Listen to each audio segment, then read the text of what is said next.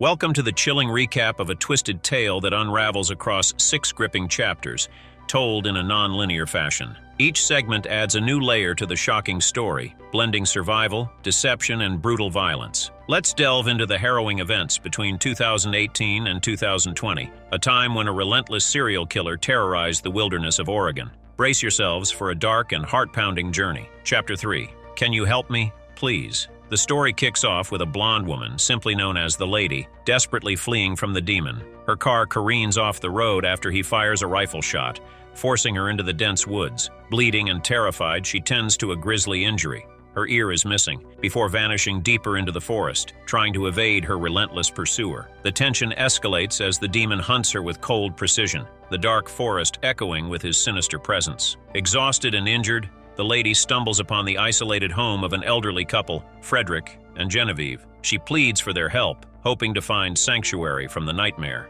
Chapter 5. Here, Kitty, Kitty. The Lady's desperate bid for survival takes a darker turn. She hides inside a chest freezer while the demon prowls through the couple's home, turning it into a blood-soaked scene of horror. Frederick lies lifeless in the kitchen, and Genevieve is nowhere to be found. The demon systematically searches for his prey, firing shots into random chests but missing her each time. Finally, he approaches the freezer. One shot pierces its icy walls, and the Lady's terrified screams give her away. Chapter 1. Mr. Snuffles. Our story rewinds to the beginning of the Lady and the demon's unsettling encounter, starting with an unassuming one-night stand. The Lady, sporting vibrant red hair, meets the demon under seemingly ordinary circumstances. Outside a dimly lit motel, they engage in casual conversation, where she candidly discusses the risks women face in such situations. At one point, she even jokingly asks if he's a serial killer. He brushes it off with a laugh, and the two share beers, cigarettes, and flirtation.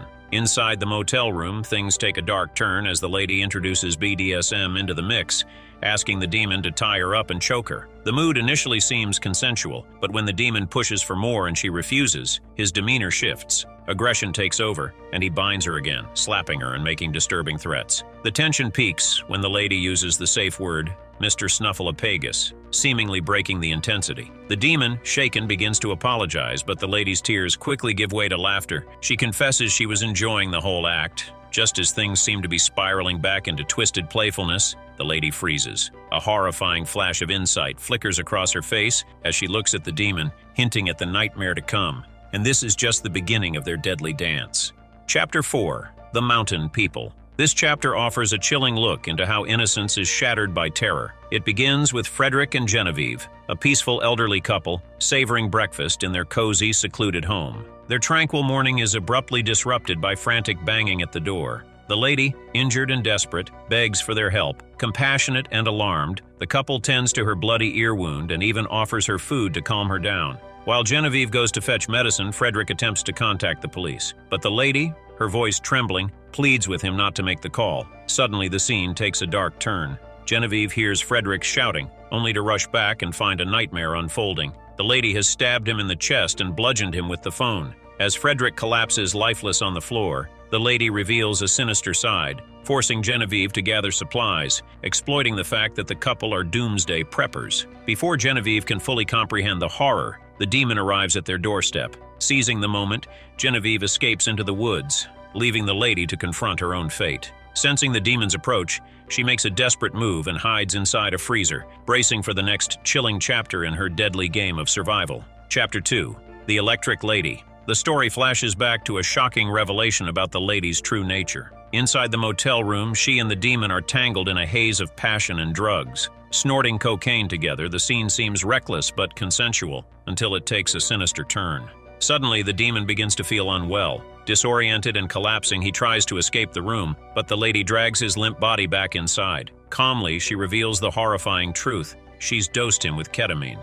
As the demon lies immobilized, she carves the initials EL into his chest. The Lady isn't just a victim, she's a notorious serial killer, chillingly known as the Electric Lady. Rummaging through his belongings, she stumbles upon an alarming discovery. The demon is a cop. Before she can finish him off, he regains just enough strength to grab his gun and retaliates, blowing her ear off in a brutal counterattack. Bleeding and panicked, the Lady flees the scene, making her way to a nearby motel.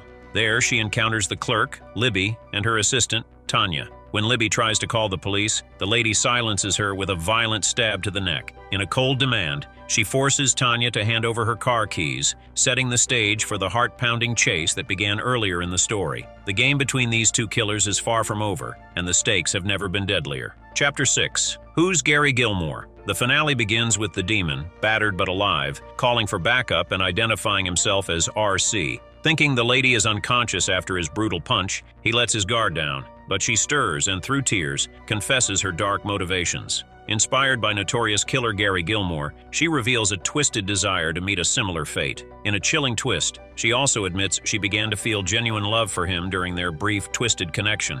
Before the demon can process her words, the lady springs into action. Grabbing a can of bear spray, she blinds him and, in a feral frenzy, bites into his neck. The horrifying act rips his jugular, leaving the demon to bleed out in seconds. Victorious and relentless, the lady retrieves his gun, steeling herself for what comes next. Shortly after, Pete and Gail, colleagues of the demon, reach the location. The role of the traumatized victim, the lady convinces Gail to help her, though Pete remains wary. They bring her along, unaware of the true danger they've just welcomed into their car. As they drive, the group encounters Genevieve, the elderly woman who had fled into the woods earlier. Desperately flagging them down, she's about to expose the lady when a gunshot rings out. The lady shoots Genevieve in the head before Pete or Gail can react. Turning her weapon on the officers, she forces them to hand over their guns. Grateful for Gail's earlier kindness, the lady spares her, ordering her out of the car. With Pete still at the wheel, she commands him to keep driving, leaving a trail of blood and devastation in her wake. The story closes with the lady firmly in control,